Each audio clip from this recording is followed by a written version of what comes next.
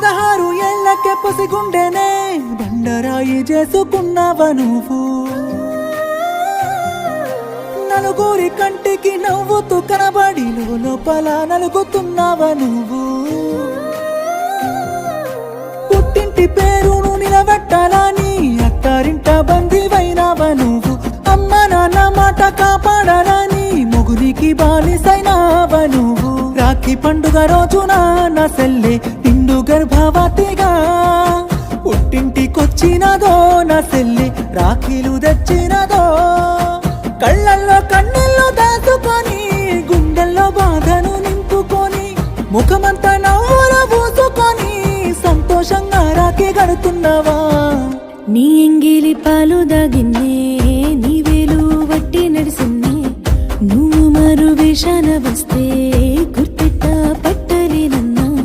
కష్టాలుంటే చెప్పుకోవమ్మా కాపాడుకుంటా సెల్లెమ్మా ఈ రాఖీ సాక్షిగా నీకు మాటిస్తున్నానే సెల్లెమ్మా